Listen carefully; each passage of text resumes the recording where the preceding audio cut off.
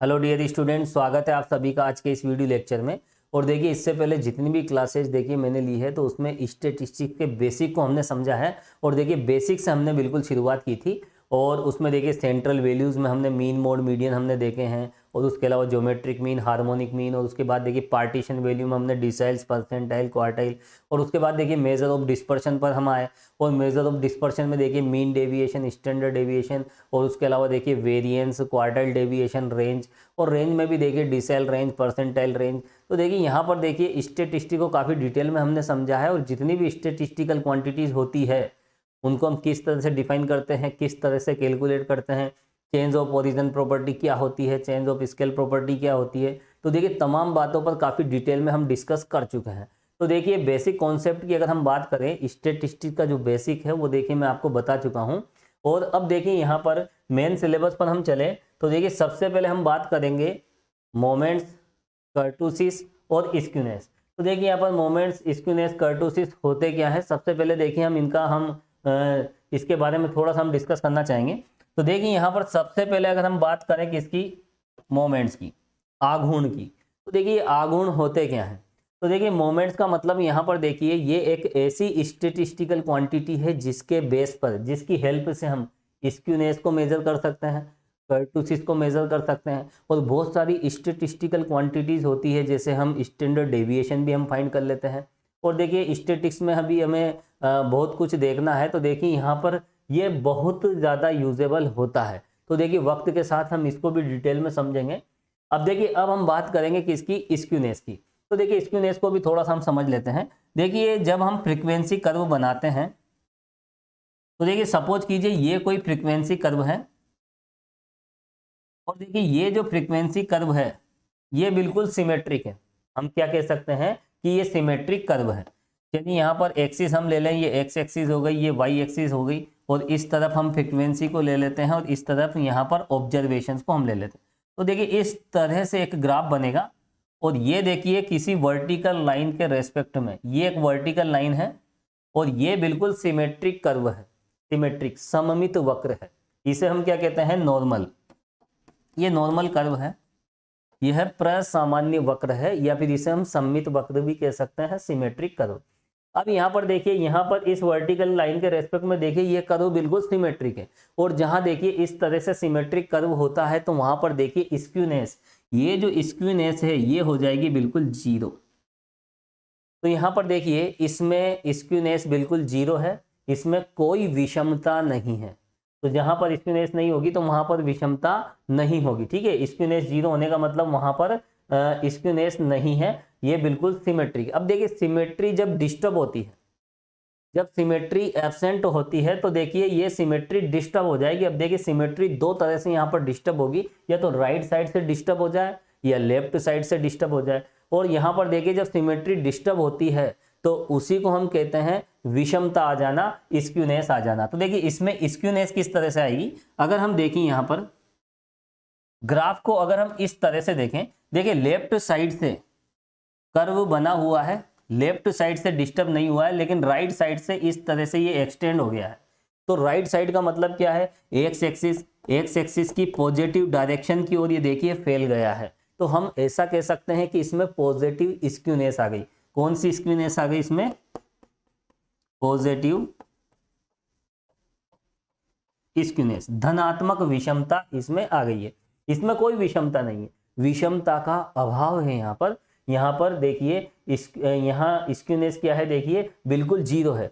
तो यहाँ पर देखिए हम ऐसा कह सकते हैं कि यहाँ पर देखिए कर्व बिल्कुल सिमेट्रिक है, इसमें कोई भी स्क्यूनेस नहीं है। स्क्यूनेस की वैल्यू कितनी है, जीरो है। और यहाँ पर ऐसी कंडीशन में हम क्या कहेंगे, स्क्यूनेस इस तरफ से है, राइट साइड में देखिए पॉजिटिव डायरेक्शन की ओर ये फैल चुका है, तो यहाँ पर हम कहेंगे इसे पॉजिटिव स्क्यूनेस। इसमें कोई स्क्यूनेस नहीं है ना, ये बिल्कुल सिमेट्रिक है।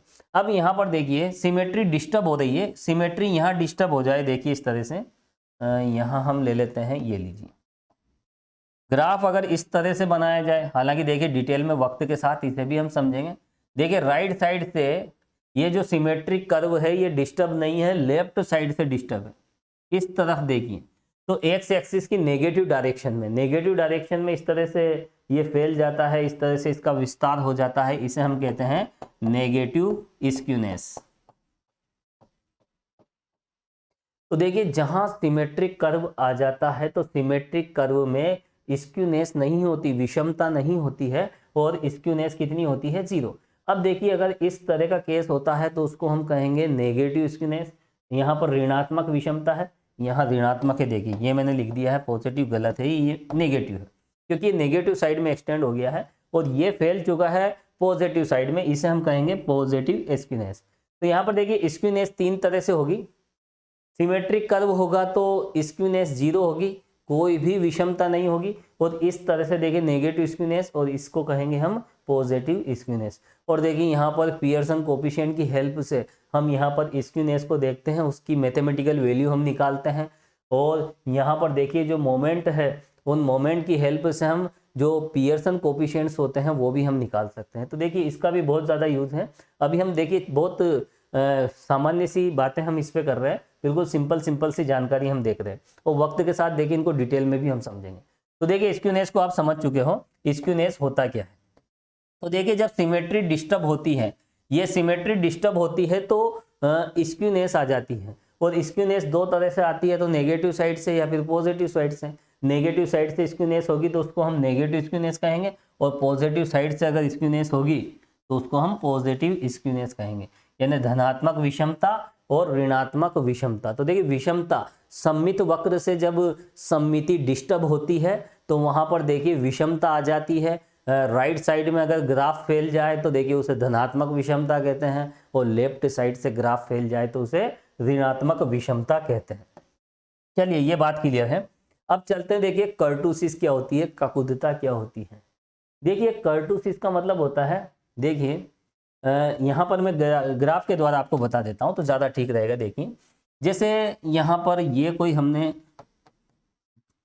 प्लेन लिया, और इस प्लेन पे देखिए ये फ्रीक्वेंसी है और इस तरफ एक्स है, और यहाँ पर देखिए हम ग्राफ बना रहे हैं दोनों के बीच में। तो देखिए यहाँ पर सबसे पहले हम बात करेंगे सिमेट्रिक कर्व की। ये बिल्कुल सिमेट्रिक है, क्या है, सिमेट्रिक कर्व है।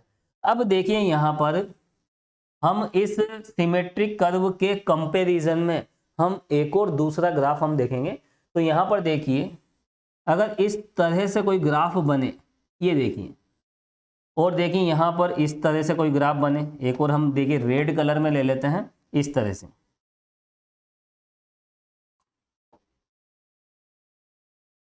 ये लीजिए। तो यहाँ पर देखिए ये जो इसका वर्टेक्स है, इस ग्राफ का देखिए वर्टेक्स कौन सा है, देखिए यहाँ पर, ये देखिए इस ग्राफ का ये जो शीर्ष है, इसका जो मेजरमेंट है वही होता है कर्टुसिस। देखिए यहाँ पर ये जो इसका जो शीर्ष है, जो वर्टेक्स है, इसमें कितना नुकीलापन है, कितना चपटापन है। तो यहाँ पर देखिए ये लेप्टो और ये प्लेटी, तो देखिए यहाँ पर ये लेप्टी वर्टिक है, ये प्लेटी वर्टिक, प्लेटी का मतलब चपटापन। तो देखिए यहाँ पर कितना नुकीलापन है, कितना चपटापन है, इसका जो मेजरमेंट है वो क्या होगा, देखिए वही होगा कर्टुसिस, ककुदता। तो यहाँ पर देखिए ये तो हो गया नॉर्मल, ये क्या हो गया, देखिए नॉर्मल, ये तो सिमेट्रिक कर्व है। लेकिन इस सिमेट्रिक कर्व के कंपैरिजन में इसका जो ये वर्टेक्स है, इसमें कितना नुकीलापन है और कितना चपटापन है, इसी का जो मेजरमेंट होता है उसी को हम क्या कहते हैं, कर्टुसिस कहते हैं। और यहाँ पर सिमेट्रिक कर्व के कंपैरिजन में जो भी सिमेट्री है जब डिस्टर्ब होती है तो उसको हम क्या कहते हैं, सिमेट्री जब डिस्टर्ब हो जाती है तो उसको स्क्यूनेस कहते हैं।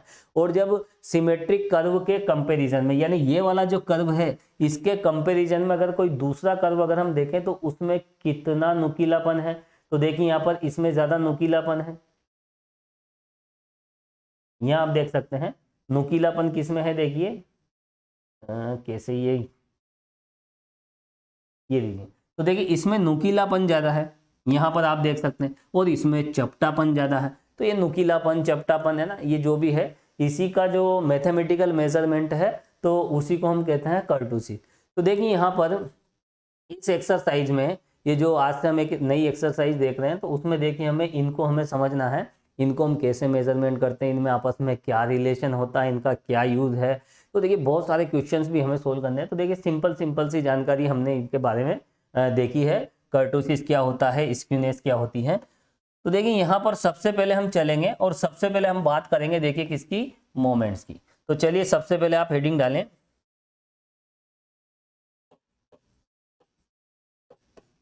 मोमेंट्स, आघूर्ण। और यहीं से देखिए आपको नोट करना है। और देखिए स्टेटिस्टिक्स में जब हम आगे बढ़ते हैं तो जो भी वर्ड्स उसमें आते हैं जैसे स्क्यूनेस, कर्टुसिस, तो देखिए इसके बारे में जो भी सामान्य जानकारी है देखिए पहले हमें देखनी पड़ती है कि ये होते क्या हैं। और देखिए इनको तो हमें काफ़ी डिटेल में हमें समझना है, अभी तो केवल स्टार्टिंग है, ठीक है। तो इसमें सबसे पहले हम किसकी बात करेंगे, देखिए मोमेंट्स की। तो देखिए ये एक स्टेटिस्टिकल क्वांटिटी, मैंने आपको बताया क्या होती है, ये एक स्टेटिस्टिकल क्वांटिटी होती है, सांख्यिकी, ये एक राशि होती है, सांख्यिकी की एक राशि, स्टेटिस्टिकल क्वांटिटी। अब देखिए इसकी डेफिनेशन क्या है, इसको हम कैसे कैलकुलेट करते हैं, तो चलिए आप नोट कीजिए। सबसे पहले देखिए हम मान लेते हैं यहां पर, माना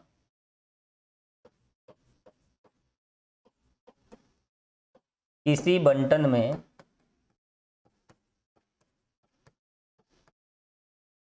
चर राशियों x1 x1, तो देखिए किसी बंटन की चर राशियां क्या है, x1 x2 और xn है, और इनके संगत जो बारंबारताएं हैं, जिनके संगत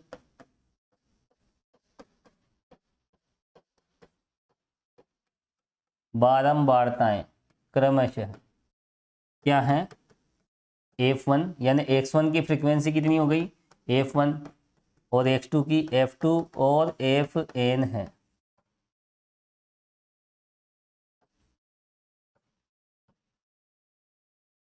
तो देखिए यहाँ पर जो फ्रीक्वेंसी डिस्ट्रीब्यूशंस हैं उनके जो मेन वेरिएबल्स हैं, वेरिएबल्स क्या हैं, x1 x2 xn। तो देखिए variables x1 x2 xn have frequencies f1 f2 fn respectively. तो देखिए यहाँ पर ये आप लिख लीजिए। अब यहाँ पर देखिए x1 और x2, ये जो भी x की वैल्यूज है और जितनी भी फ्रीक्वेंसी उनके बेस पे देखिए यहाँ पर हमें मोमेंट को डिफाइन करना है। तो यहाँ पर देखिए मोमेंट होता क्या है, पहले आप डेफिनेशन लिख लें, उसके बाद हम डिस्कस करेंगे। और देखिए मोमेंट अबाउट एनी पॉइंट,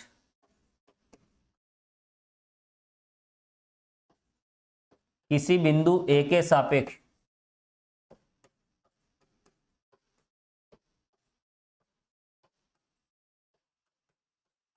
आघूर्ण को हम किससे डिफाइन करेंगे, देखिए ए के सापेक्ष। और कौन सी आघूर्ण, देखिए आरवां आघूर्ण, आर्थ मूवमेंट अबाउट पॉइंट ए।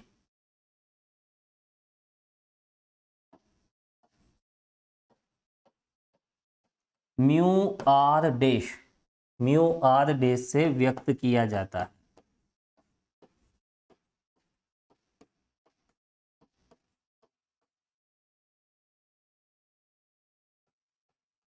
और देखिए डिफाइन किस तरह से करेंगे, निम्न प्रकार परिभाषित किया जाता है।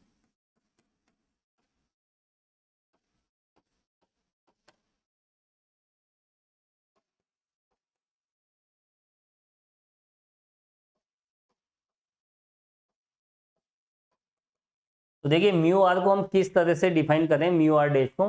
तो यहाँ पर देखिए ये f1 f2 fn क्या है, यहाँ पर फ्रीक्वेंसी किसके करस्पॉन्डिंग, x1 x2 xn। तो यहाँ पर देखिए variable x1 x2 xn have frequencies f1 f2 fn respectively. Then moments, rth moment, यहाँ किसकी बात करेंगे, rth moment about A denoted by mu dash and defined as. और डिफाइंड किस तरह से करेंगे, देखिए यहाँ पर, तो यहाँ पर आप ये लिख लीजिए म्यू आर डैश। तो देखिए यहाँ पर ये तो कॉमन सी बात है, देखिए यहाँ पर ये x1 x2 क्या होती है, देखिए ऑब्जर्वेशंस होते हैं, उनकी कुछ फ्रीक्वेंसी भी आपको दी जाएगी। तो जितने भी ऑब्जर्वेशंस हैं साथ में उसकी आपको फ्रीक्वेंसी दी जाएगी। और ये जो डेटा है उनका हमें क्या निकालना है, हमें आर्थ मूवमेंट हमें निकालना है, आरवा मोमेंट हमें निकालना है, mu R dash.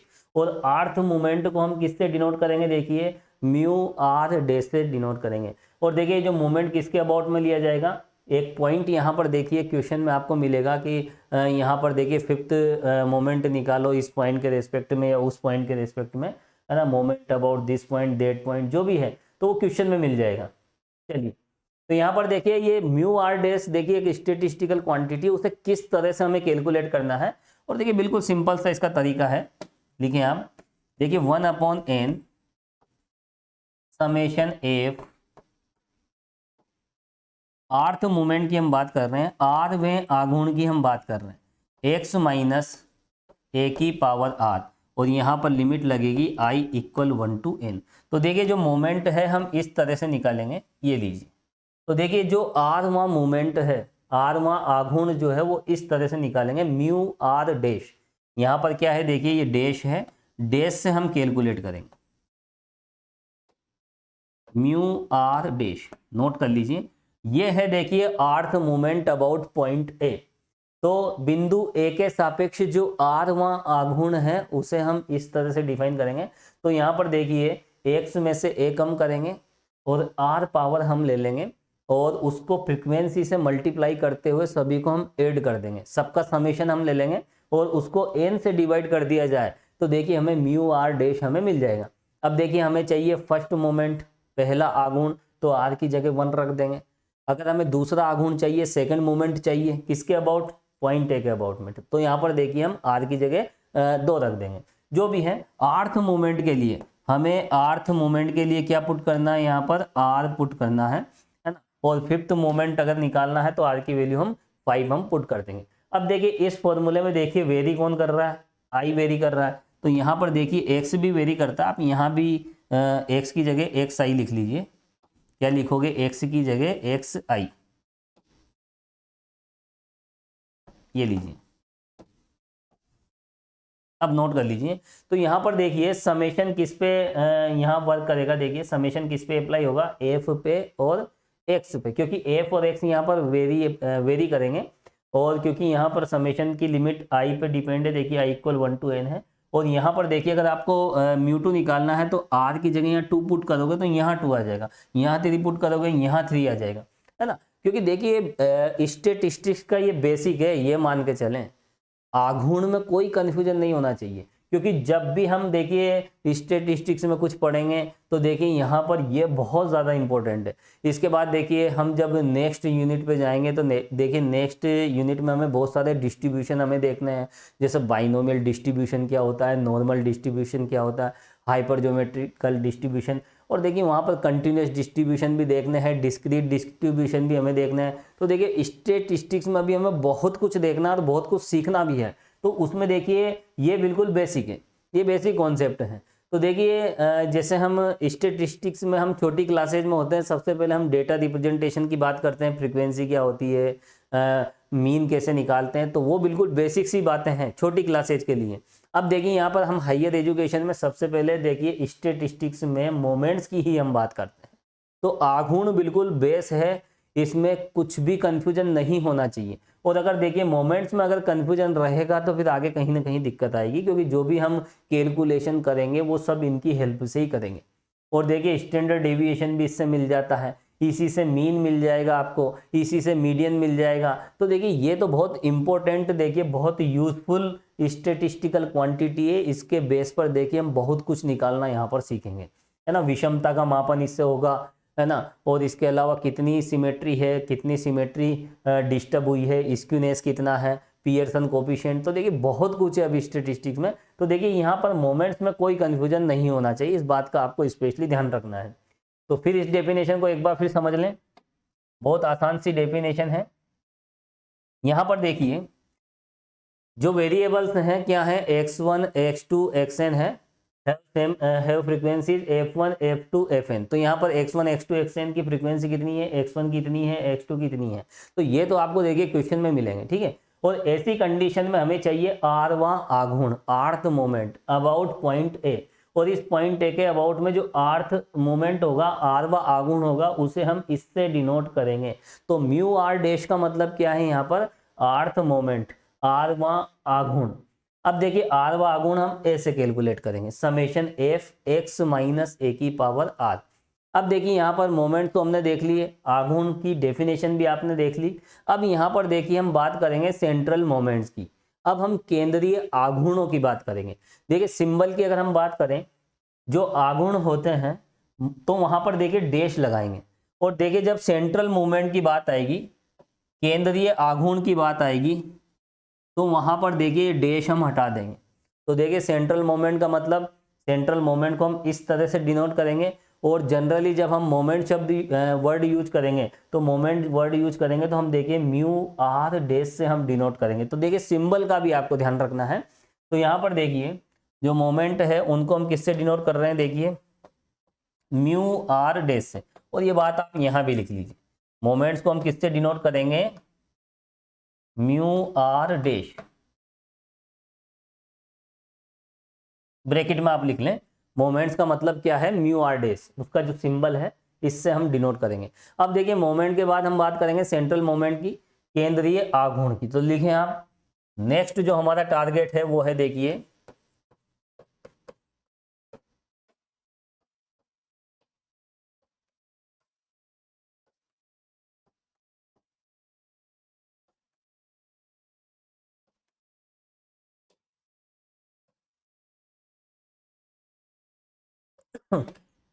Central moment, केंद्रीय आघूर्ण की हम बात कर रहे हैं। तो देखिए यहां पर अभी हमने मोमेंट की डेफिनेशन देखी, आघूर्ण होते क्या हैं। अब हम देख रहे हैं यहां पर देखिए सेंट्रल मोमेंट, और देखिए इसका जो सिंबल है इसको हम किससे डिनोट करेंगे, इसको देखिए यहां पर हम म्यू आर से हम डिनोट करेंगे। यहां पर आप लिख लें साइड में, इसका जो सिंबल है वो क्या है, देखिए म्यू आर।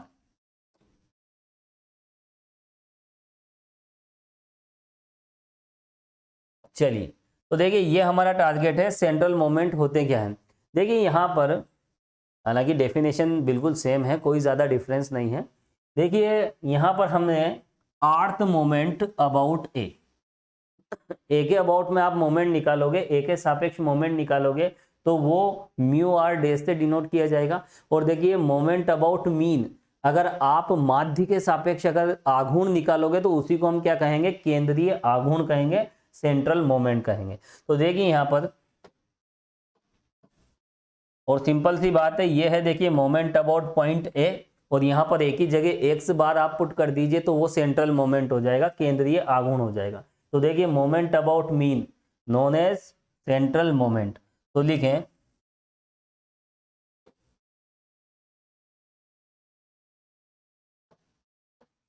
यदि a equal X bar, X bar तो आप जानते हो, देखिए बार बार मैं नहीं बताऊंगा कि एक्स बार क्या होता है, ये तो मीन होता है, माध्य होता है, कॉमन सी बात है। यदि a बराबर एक्स बार, अर्थात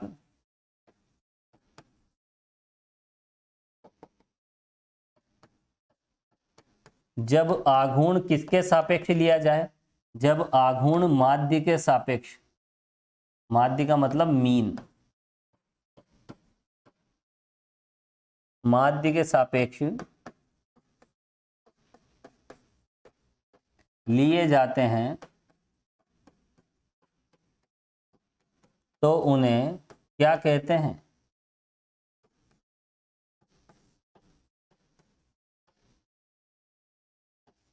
केंद्रीय आघूर्ण कहते हैं।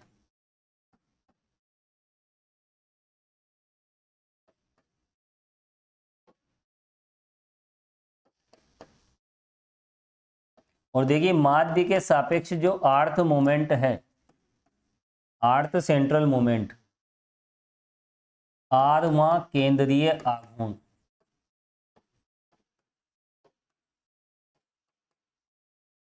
किससे डिनोट करेंगे, देखिए म्यू आर से व्यक्त किया जाता है।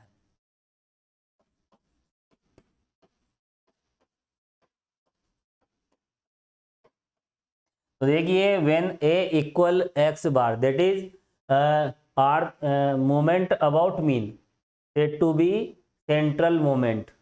तो बिल्कुल सिंपल सी डेफिनेशन है, ए की वैल्यू हम एक्स बार के इक्वल लेते हैं, तो यहाँ पर देखिए हमें सेंट्रल मोमेंट हमें मिल जाएंगे। तो मोमेंट अबाउट मीन, तो मोमेंट अबाउट मीन का मतलब क्या है, यहाँ पर सेंट्रल मोमेंट है, ठीक है। और यहाँ पर देखिए हम किस तरह से देखिए इसको डिफाइन करें,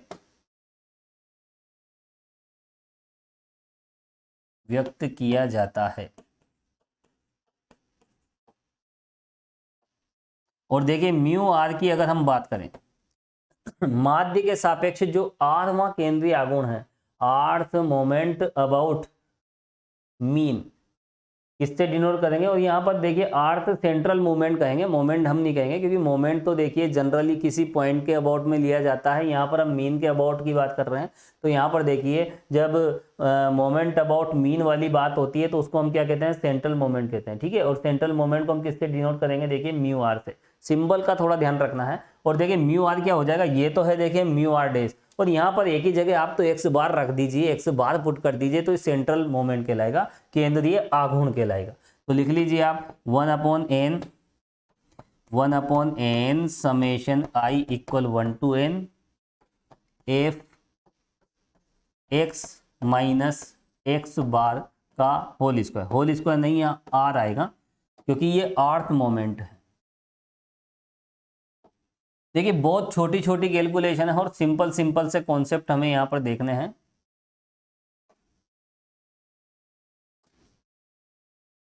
तो देखिए यहाँ पर ये है, देखिए moment about arbitrary point A denoted by mu R dash, और यहाँ पर देखिए ये है मोमेंट अबाउट मीन, और कौन सा मोमेंट है, ये आर्थ मोमेंट अबाउट मीन है ना, यहाँ मीन आएगा, और ये होगा देखिए म्यू आर, और ये कहलाता है सेंट्रल मोमेंट, और उसे कहते हैं जनरली मोमेंट, ठीक है। तो यहाँ पर देखिए ये किसी बिंदु के सापेक्ष लिया जाता है, ये है सामान्यतया आघूर्ण, और जब यहाँ पर देखिए आघूर्ण माध्य के सापेक्ष लिया जाए तो फिर उसे हम कहेंगे केंद्रीय आघूर्ण। तो देखिए दोनों सेम है, कोई फर्क नहीं पड़ता है। यहाँ पर देखिए जब माध्य के सापेक्ष अगर हम लें स्पेशली, तो फिर उसे हम कहेंगे सेंट्रल मोमेंट, केंद्रीय आघूर्ण।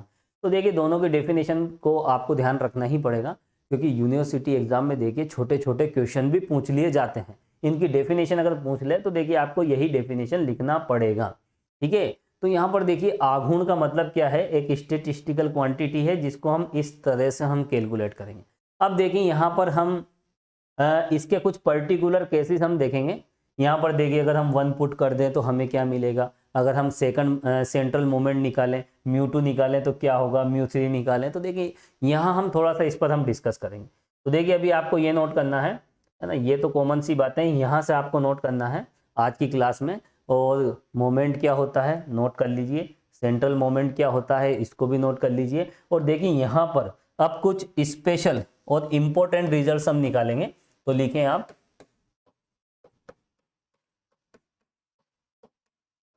और देखिए ये इंपॉर्टेंट रिजल्ट जो मैं आपको बता रहा हूं वो काफी यूजफुल भी हैं।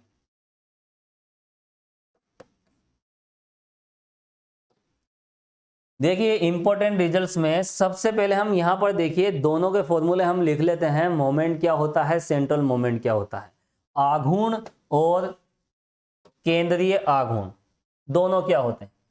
देखिए अगर हम बात करें म्यू आर डैश की, अब देखिए बार बार देखिए यहाँ पर मैं सेंट्रल मोमेंट ये नहीं लिखूंगा, ये कॉमन सी बात है। जब डैश लगा दिया जाए तो मोमेंट है, यानी किसी पॉइंट के अबाउट में, मोमेंट अबाउट एनी पॉइंट।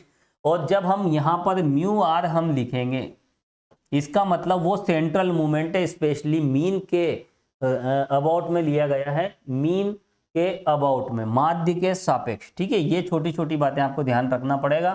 तो यहाँ पर म्यू आर डैश होता क्या है, देखिए 1/n summation F X minus A की पावर आर, और यहाँ लिमिट क्या है देखिए 1 to n समेशन की लिमिट। और यहाँ पर देख सकते हैं आप, इसको थोड़ा सा हम कलर बदल देते हैं देखिए, और रंग बिरंगा माहौल होना चाहिए देखिए। चलिए अब हम बात करें देखिए सेंट्रल मोमेंट की, तो वो होता है देखिए 1/n summation I equal 1 to n, ये लीजिए summation I equal 1 to n F X minus X bar आ जाएगा यहाँ पे। और यहाँ देखिए यहाँ पर एक्स वेरी करेगा, थोड़ा सा देखिए इसको यहाँ ले लेते हैं अभी।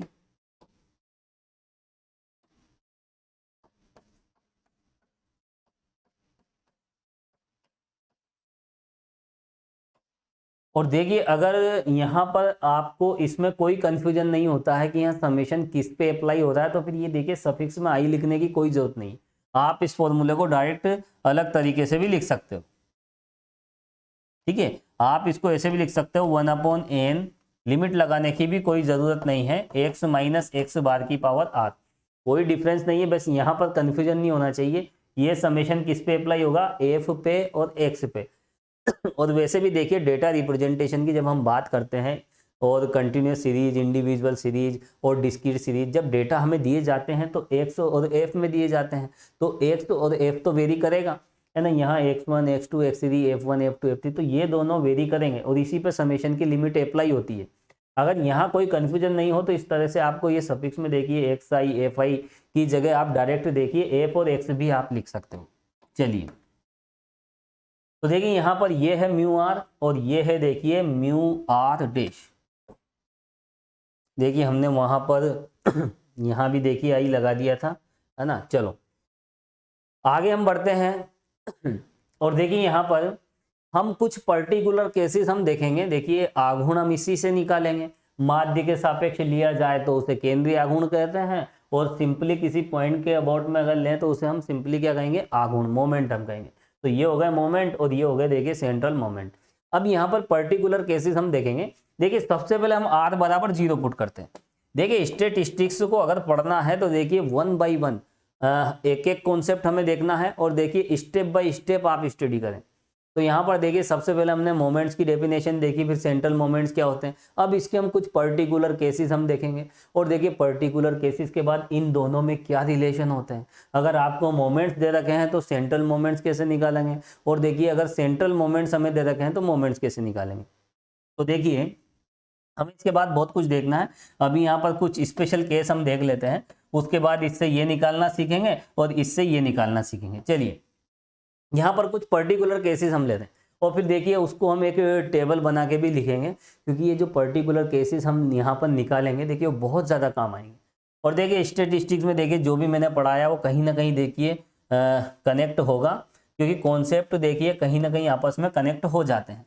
चलिए सबसे पहला केस हम ले लेते हैं। सबसे पहला केस है यहाँ पर देखिए r बराबर 1। देखिए r बराबर 1 पर किसकी बात कर रहे हैं, r बराबर 1 पर। तो देखिए r बराबर 1, चलिए पहले r बराबर 0 तो ले लें, 0 भी हम ले सकते हैं। सबसे पहले हम क्या लेंगे, r बराबर 0, ये लीजिए। तो यहाँ पर आप r बराबर 0 आप पुट कीजिए। तो जैसे ही आप r बराबर 0 पुट करोगे, यहाँ पर पुट कीजिए, तो देखिए हमें मिलेगा म्यू 0 डैश। क्या मिलेगा हमें, म्यू 0 डैश। म्यू 0 डैश की वैल्यू क्या होगी, देखिए 1/n summation i equal 1 to n fi। और देखिए यहां पर देखिए ये जो क्वांटिटी है ये 1 हो जाएगी, क्योंकि हमने r की वैल्यू 0 पुट कर दी है। r बराबर 0 पुट करने से किसी नंबर पे 0 की पावर क्या हो जाती है, 1 के इक्वल हो जाती है। तो ये कॉमन सी बात है। तो ये तो हो गई 1, तो ये बचेगा। अब इसको हम कैलकुलेट कर लेते हैं।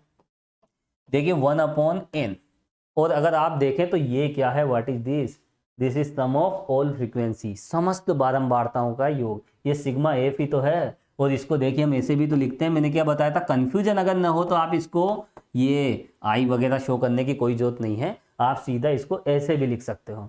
तो यहाँ पर देखिए ये एक ही बात है, समेशन एफ का मतलब सभी बारंबारताओं को जोड़ोगे। और ये एन क्या होता है, कैपिटल एन भी तो समेशन एफ ही होता है, सिग्मा एफ होता है। तो ये किसके इक्वल हो जाएगा, देखिए एन, और यहाँ पर देखिए एन से एन कैंसिल, तो देखिए यहाँ पर हमें 1 मिल जाता है। तो देखिए म्यू 0 डैश की वैल्यू कितनी होती है, 1 होती है। डायरेक्ट ध्यान भी रखना पड़ेगा, पर्टिकुलर केस है, स्टैंडर्ड रिजल्ट है। ऐसा थोड़ी नहीं कि जब जरूरत पड़ेगी तब हम यहाँ से कैलकुलेट करेंगे। समय भी हमें बचाना है, टाइम बचा के चलना पड़ता है, कुछ बातें डायरेक्ट ध्यान रखनी पड़ती है। चलिए तो म्यू 0 डैश की वैल्यू 1 होती है, डायरेक्ट ध्यान रखना है। अभी हम टेबल बनाएंगे, टेबल बनाकर इन सब बातों को एक साथ लिखेंगे। चलिए इसमें भी आप 0 रखें। तो देखिए म्यू 0 यानी यहां पर देखिए अब हम निकाल रहे हैं सेंट्रल मोमेंट, अब हम केंद्रीय आघूर्ण निकाल रहे हैं r बराबर 0 पर। चलिए तो यहां 0 आप पुट कीजिए, क्या मिलेगा, देखिए 1/n summation i equal 1 to n, और यहां 0 पुट करोगे ये भी 1 हो जाएगा। तो बस यहाँ क्या बचेगा देखिए, बिल्कुल वही वाला केस बचेगा यहाँ भी, और ये हो जाएगा n, और ये देखिए फाइनली हमें इसकी वैल्यू कितनी मिली है, 1 मिली है। तो देखिए म्यू जीरो हो या म्यू जीरो डैश हो, या तो सेंट्रल मोमेंट हो या फिर मोमेंट हो, दोनों की वैल्यू क्या होती है, 0 पर 1 होती है ना। ये 0वां आघूर्ण है, 0वां आघूर्ण। अब देखिए हम फर्स्ट पहले आघूर्ण की हम बात करते हैं, है ना, फर्स्ट मोमेंट। तो आर बराबर हम क्या पुट करेंगे इस बार, देखिए आर बराबर हम 1 पुट करेंगे। तो चलिए अगला केस लिखें आप, आर बराबर 0, 0 तो ले लिया ना। अब हम क्या लेंगे देखिए, आर बराबर 1 पर। देखिए दोनों रिजल्ट यहाँ लिख देता हूं मैं। म्यू आर डैश क्या था, 1। चलो यहाँ लिखने कहाँ जो होते हैं, हम तो बैक आ जाएंगे। चलिए बैक चलते हैं, बैक। चलो तो यहाँ पर बैक साइड में आ गए हम। यहाँ पर देखिए इसमें आपको पुट करना है आर बराबर 1, क्योंकि हमें चाहिए फर्स्ट मोमेंट, पहला आघूर्ण हमें चाहिए। चलिए पहला आघूर्ण निकालते हैं। तो देखिए आर बराबर 1 पर हमें म्यू 1 डैश, ये 1 है और ये डैश है, ठीक है। म्यू 1 डैश हम निकाल रहे हैं, म्यू 1 डैश देखिए 1/n, 1/n summation i equal 1 to n। अब यहाँ पर देखिए क्या है, एफ आई और एक्स आई माइनस ए की पावर 1 हो जाएगी। तो यहाँ पर देखिए एफ एक्स माइनस ए। तो देखिए यहाँ पर इस तरह का रिजल्ट हमें मिला है। तो यहाँ पर देखिए म्यू 1 डैश इस तरह से मिला है। अब हम इसे कैलकुलेट करेंगे। चलिए कैलकुलेट हम कर लेते हैं, चलो कैलकुलेट कर लेते हैं, यही कैलकुलेट कर लेते हैं, एक ही बात। देखिए 1/n, समेशन को अंदर लीजिए। तो यहाँ पर देखिए summation i equal 1 to n F I X I, ये लीजिए। तो देखिए यहाँ पर समेशन हम अंदर ले रहे हैं, और समेशन कहाँ हमें अप्लाई करना है ये भी आपको ध्यान रखना है, एफ पे और एक्स पे। ये एक्स है, देखिए कभी कभी मैं इस तरह से लिख देता हूँ, हैंड राइटिंग कभी कभी देखिए बिगड़ जाती है, देखिए जल्दबाजी में ऐसा हो जाता है ना। यहाँ पर देखिए जो फीलिंग है वो समझना है कि मैं क्या लिख रहा हूँ। चलिए तो देखिए एफ आई एक्स आई। अब देखिए यहाँ पर हम इस समेशन को और लेंगे, देखिए 1/n भी है बाहर, इसे हम मल्टीप्लाई भी करते चल रहे हैं। तो देखिए यहाँ पर 1/n साथ में है। अब देखिए समेशन इस पे अप्लाई होगा a, है ना, a तो कांस्टेंट है, a तो हम बाहर ले लेंगे, है ना, a कोई फिक्स्ड पॉइंट है, उसी के अबाउट में यहाँ पर बात कर रहे हैं। तो a बाहर ले लोगे तो देखिए क्या मिलेगा, summation i equal 1 to n किस पे अप्लाई होगा, देखिए ये f तो हमें समेशन के भीतर ही रखना पड़ेगा। ये लीजिए बिल्कुल सिंपल सी कैलकुलेशन है, समेशन एफ आई एक्स आई और समेशन देखिए एफ आई ए को बाहर कर दिया, एफ आई अंदर रह जाएगा। अब देखिए यहाँ पर क्या है, ये i इक्वल 1। अब देखिए यहाँ पर इसको और हम कैलकुलेट कर लेते हैं। देखिए ये क्या है, summation F x upon N. देखिए मैंने क्या बताया, i को तो आप चाहें तो लिखें वरना हटा दें। तो देखिए ये फॉर्मूला इस तरह का बनेगा, इसमें कोई अंतर नहीं, लिखने का तरीका है। यहाँ एफ और एक्स वेरी कर रहे हैं, इसलिए यहाँ पर सफिक्स में हमने i लगा दिया, i की लिमिट लगा दी, छोटी सी बात है, एक ही बात। और देखिए ये क्या होता है, summation F x upon N क्या होता है, ये होता है देखिए मीन, समांतर माध्य ही तो है। ये है देखिए एक्स बार, कोई कंफ्यूजन नहीं होना चाहिए, माइनस यहाँ आप देख सकते हैं देखिए 1/n, और यहाँ पर देखिए क्या है साथ में, मैं इसको a/n लिख देता हूँ, ये लीजिए a/n। और देखिए ये क्या है, समेशन f यानी समस्त बारंबारताओं का योग, सम ऑफ ऑल फ्रीक्वेंसी, और ये हो जाता है देखिए n, और यहाँ पर देखिए this is x bar minus a।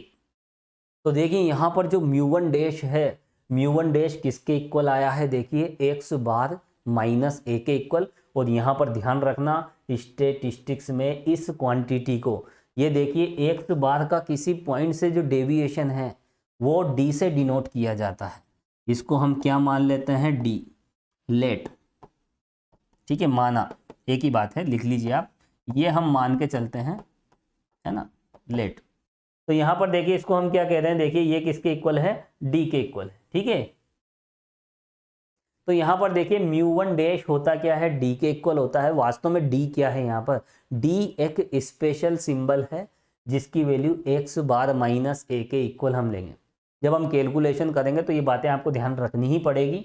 X bar minus ए किससे डिनोट कर रहे हैं, यहाँ पर डी से। वास्तव में यहाँ डी का मतलब एक्स बार माइनस ए है, और एक्स बार तो जानते हो आप मीन, और उस मीन में से आप कोई घटाते हो, कोई भी क्वांटिटी सब्ट्रैक्ट करते तो वो डेविएशन कहलाती है। तो ये है deviation of x bar from point A. तो यहाँ पर देखिए इस मीन का इस ए से डेविएशन है। और वैसे भी आपको ज़्यादा डिटेल में नहीं जाना है, एक्स बार माइनस ए, म्यू वन डैश की वैल्यू ये होती है, ये मैंने लिख रखी है क्या होती है, एक्स बार माइनस ए। और इसको हम किससे व्यक्त कर रहे हैं, यहाँ पर स्मॉल डी से। चलो म्यू वन डैश हमने निकाल लिया। अब हमें अभी तो और भी बहुत कुछ कैलकुलेट करना है। चलिए म्यू वन डैश तो थोड़ा सा हम छोटा कर देते हैं, यहीं पर हम क्या निकालेंगे, अब हम निकालने जा रहे हैं म्यू वन। क्या निकालने जा रहे हैं, देखिए म्यू वन हम निकालने जा रहे हैं। Now we calculate mu one. देखिए म्यू वन क्या होगा, म्यू वन का मतलब यहाँ पर देखिए हम फर्स्ट सेंट्रल मोमेंटम निकाल रहे हैं, पहला केंद्रीय आघूर्ण। चलें पहला केंद्रीय आघूर्ण देखिए यहाँ से निकलेगा, यहाँ आर बराबर 1 पुट कर दीजिए, आर की वैल्यू 1 रख दें। चलिए म्यू वन कितना होगा, 1/n summation F X minus X bar, और इसकी पावर कितनी ली हमने 1। तो यहाँ पर देखिए हमने आर की जगह 1 रख दिया है, क्योंकि हम फर्स्ट मोमेंटम निकाल रहे हैं। पहला फर्स्ट मोमेंट नहीं, यहाँ कहेंगे हम फर्स्ट सेंट्रल मोमेंट, केंद्रीय आघूर्ण है ना, ये केंद्रीय आघूर्ण है, ये सामान्य आघूर्ण है। चलिए तो यहाँ पर आर की जगह 1 हमने पुट कर दिया, तो देखिए म्यू वन की वैल्यू इस तरह से हमें मिलेगी। अब देखिए यहाँ पर हमें कैलकुलेशन करनी है कि हमें म्यू वन क्या मिलेगा। चलो म्यू वन को हम कैलकुलेट कर लेते हैं।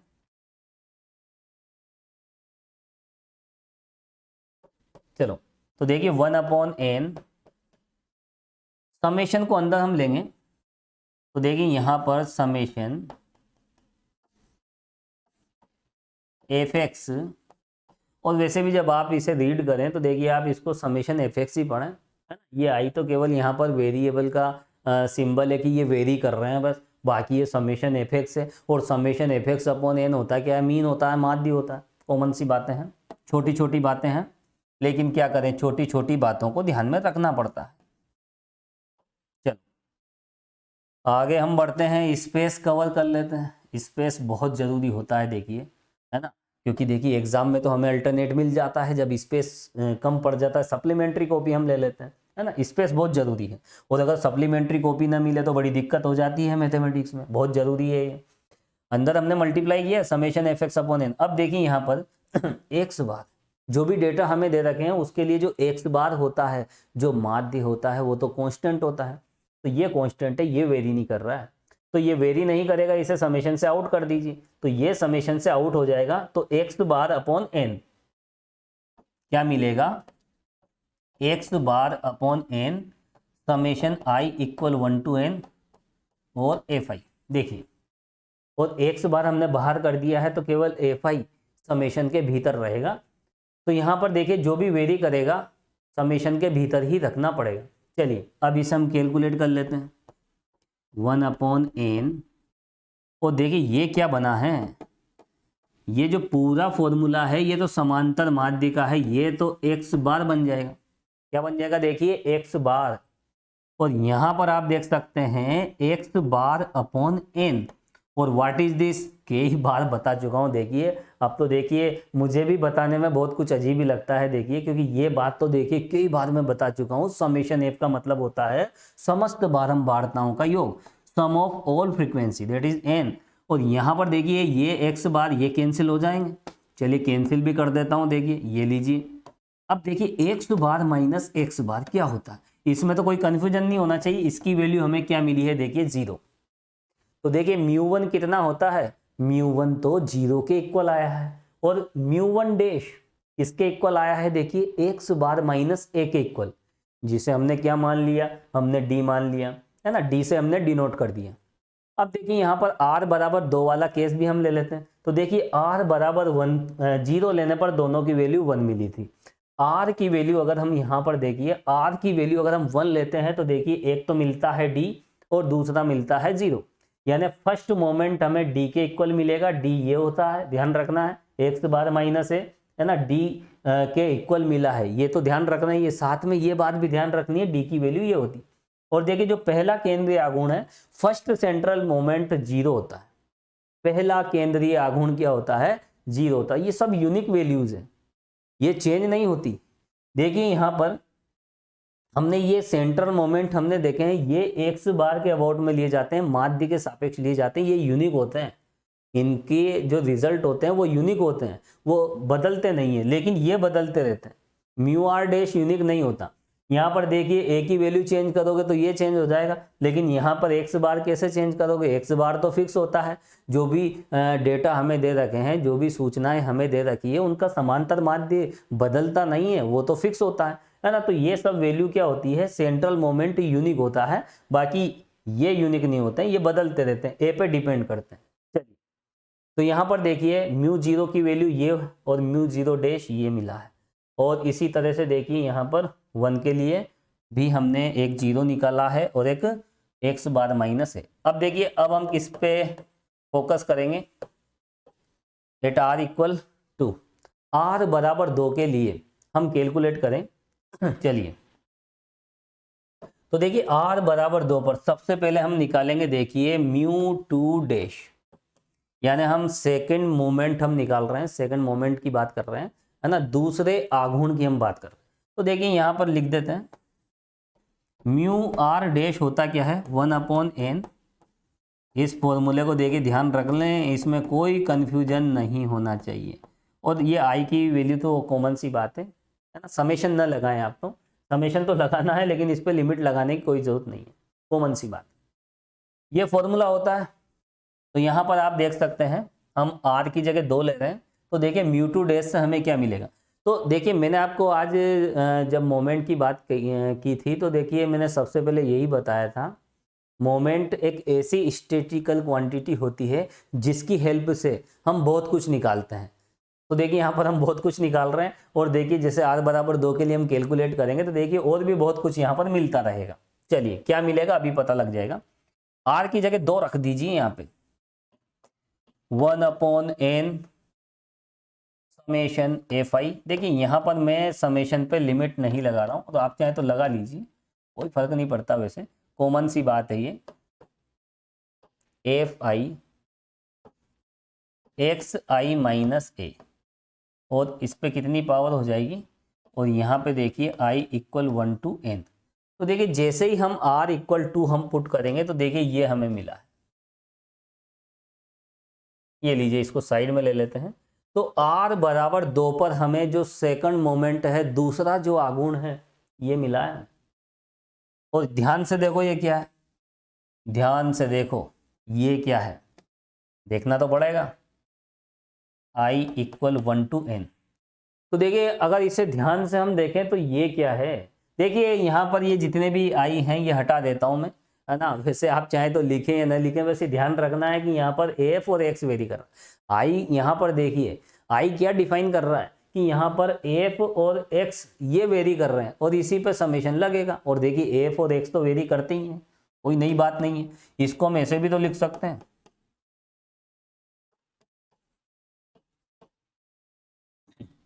अब ये वाली बात अगर हम देखें, अगर मैं इस पे देखिए स्क्वायर रूट अगर लगा दूं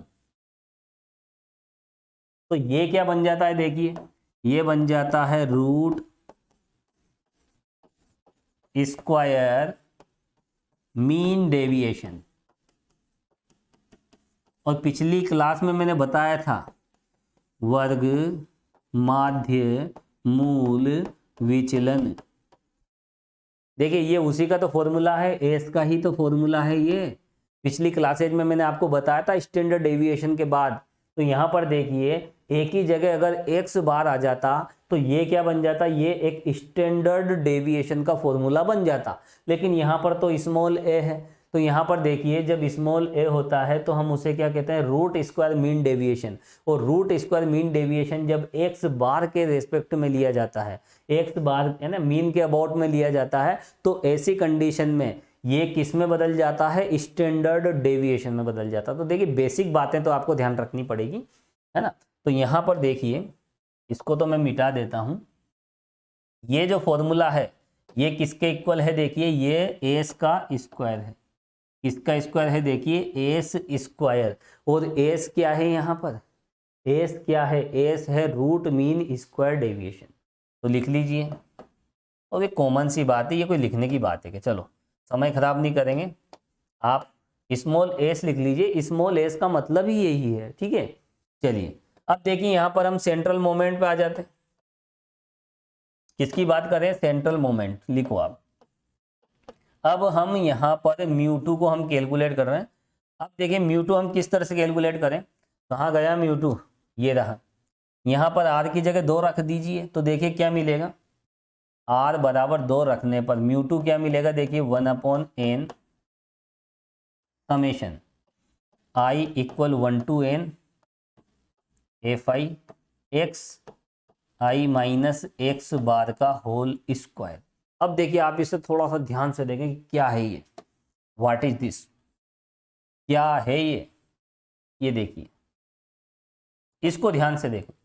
तो ये जो फॉर्मूला है देखिए, अगर आप इस i को हटा दें तो देखिए 1/n summation F X minus X bar का होल स्क्वायर। और देखिए मैंने आपको इस तरह से एक रिजल्ट बताया था, इस n को भी यहाँ भीतर लिख सकते हैं, एक ही बात है, ये लीजिए। और इस पे आपने रूट लगाया हुआ, इस तरह का एक फॉर्मूला मैंने आपको बताया था पिछले वीडियो में। तो ये तो स्टैंडर्ड डेविएशन है, यही तो स्टैंडर्ड डेविएशन है जिसे हम सिग्मा से डिनोट करते हैं। तो ये तो सिग्मा है, ये किसका फॉर्मूला है, देखिए सिग्मा का फॉर्मूला है स्टैंडर्ड डेविएशन। लेकिन स्क्वायर रूट कहाँ है, स्टैंडर्ड डेविएशन में तो स्क्वायर रूट होता है, वर्गमूल होता है। तो हम क्या करेंगे, देखिए इसका स्क्वायर कर देंगे। तो स्टैंडर्ड डेविएशन का अगर हम स्क्वायर कर देंगे तो यहाँ से ये रूट हट जाएगा। तो ये जो क्वांटिटी है यह मानक विचलन का वर्ग है, ये मानक विचलन, या यूं कह सकते हैं ये वेरिएंस है, ऐसा भी हम कह सकते हैं। क्या है ये वेरिएंस है। वेरिएंस क्या होता है, स्टैंडर्ड डेविएशन का वर्ग होता है, उसका स्क्वायर होता है। तो उसका स्क्वायर करोगे तो ये स्टैंडर्ड डेविएशन का स्क्वायर है। तो इसको हम किससे डिनोट करेंगे, सिग्मा स्क्वायर से। तो देखिए स्टूडेंट्स, यहाँ पर हमने डिफरेंट टाइप से देखे, कुछ पर्टिकुलर केसेस हमने देखे हैं। μ1 क्या होता है, μ2 क्या होता है और μ0 क्या होता है। तो देखिए r बराबर 0 1 2 पर हमने सेंट्रल मोमेंट हमने निकाले, और देखिए मोमेंट भी हमने निकाले। जितने भी रिजल्ट्स हमने देखे निकाले हैं उनको देखिए हमें उनकी जो भी समरी है देखिए एक साथ हमें लिखना पड़ेगा, क्योंकि देखिए तभी याद रख पाएंगे हम। तो लिखें आप, एक टेबल हम बनाएंगे, एक बहुत अच्छी टेबल हम बनाएंगे। तो आप टेबल बना लीजिए,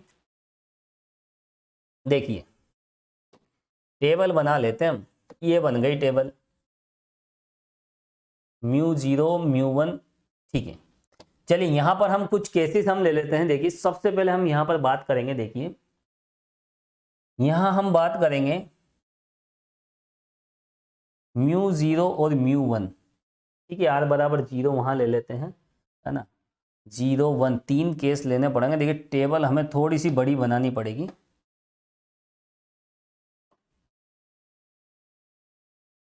ये लीजिए, इस तरह से हम बनाएंगे।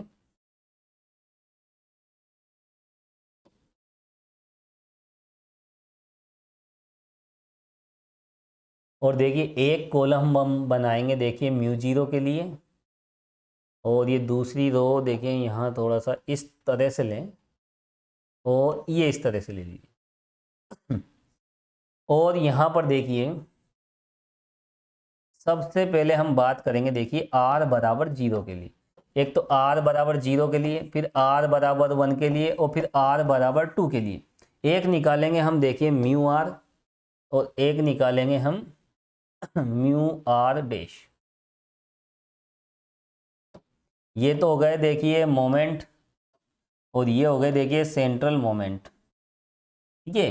तो देखिए सबसे पहले हमने जब r बराबर 0 लिया था, तो देखिए r बराबर 0 पर यहाँ से क्या मिलेगा, देखिए μ0 डैश, उसकी वैल्यू हमें कितनी मिली थी, देखिए 1 हमें मिली थी।